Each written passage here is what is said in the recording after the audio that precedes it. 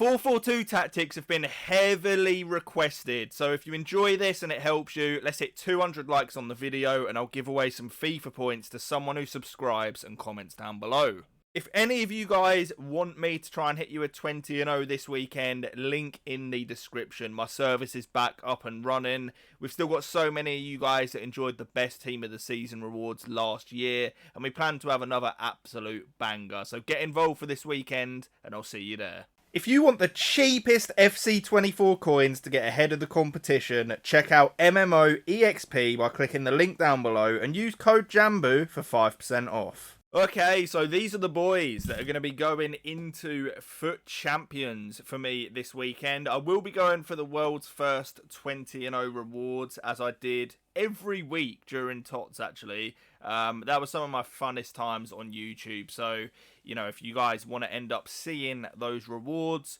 make sure to subscribe and it'll be uploaded very early Friday morning. But this is the team.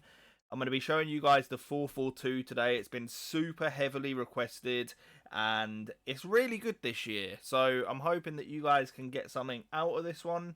Let's have a quick look. So if you're interested in any of my other tactics, they are on my channel. Today we'll be looking at the 4-4-2 specifically.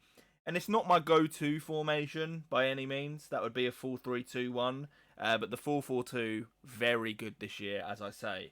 So we have balanced on the defensive style, 55 width, 60 on the depth. I feel like it's not a defensive formation at all. Even though in real life, when you think of 4-4-2, like you're thinking of Brexit ball, like lump it up to the striker, stay in shape. It's not really like that on FIFA. It's more of an attacking formation with two strikers, you know, wingers that get involved, that sort of thing. So we have balanced.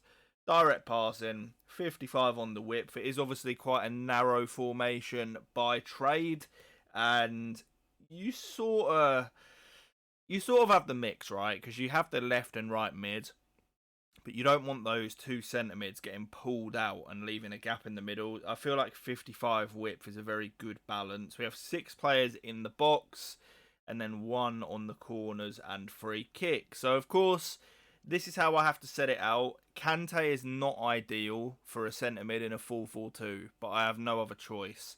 You want, ideally, 2 box-to-box players. You know, Jude Bellingham, for example, Pedri, Musiala. These sorts of guys would be ones that I'm looking at for centre mids in a 4-4-2. You want him to be able to attack and defend. Someone like Kante is definitely too limited. He can't offer anything going forwards, even though he is very good defensively. So, I mean, Milinkovic-Savic is quite good as well.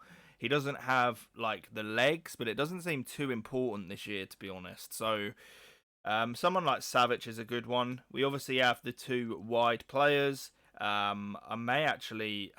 It's a tough one because you want a left footer on the left and a right footer on the right for the Travellas, but you do also want a 5-star guy up front. We obviously have Neymar, but if I could have Usman as well, that'd be perfect. And Nkunku a little bit slow to play out wide. But as you can see, we have got the 2 5-star skillers up front, left footer on the left, right footer on the right for the Travella shots, and for the fullbacks and back 4 in general. It doesn't really change based on formation. The only thing I would say is in a 4-4-2, you're not going to have overlapping like attacking fullbacks. So you can just have 2 more defensive-minded ones. I'd still recommend having ones that are good going forward and good on the ball, though, because that is how I like to play. But let's get into the instructions. So we have stay central and get in behind on both strikers. You can set them to stay forward as well, but I've not really seen a major difference in this particular formation. We've got cover centre on the 2 centre mids, along with stay on the edge of the box, because in a 2-man midfield, there's nothing worse than one of your centre mids making a late run into the box, and when they counter-attack, you've literally got one guy who is trying to deal with the whole midfield. You just get absolutely ripped apart. So I feel like at least on stay on the edge of the box, you're sort of able to deal with that a lot better. And I just feel more comfortable. Like my team are going to stay in shape and I'm not going to be caught out on a load of counter-attack. So Let's look at the left and right mid now.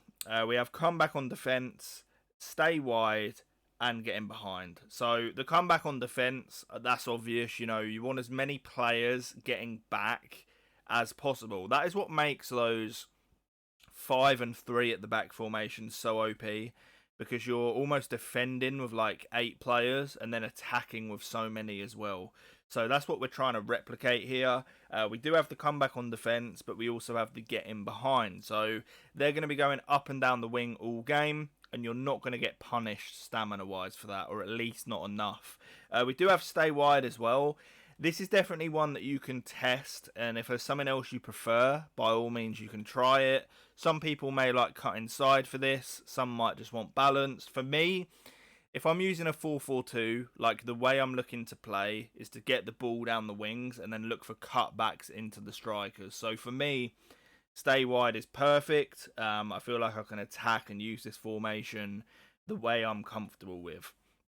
We then have the fullbacks on stay back while attacking, and then also overlap. So you don't want them to be going forward. This is not a formation where you need that overlap. It's not like a 4-3-2-1 where you have no width. In here, you have a left and right mid, so you don't need the overlapping fullbacks.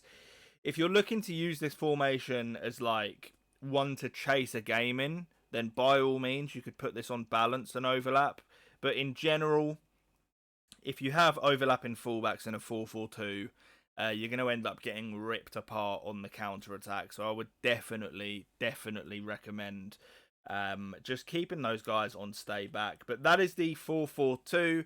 I feel like this is a formation that you can start games in and get results that way, but it's also pretty versatile. You've obviously got the 4-4-2 defensive as well, which if you wanted to, you can use that to be a little bit more defensive and see out games that way.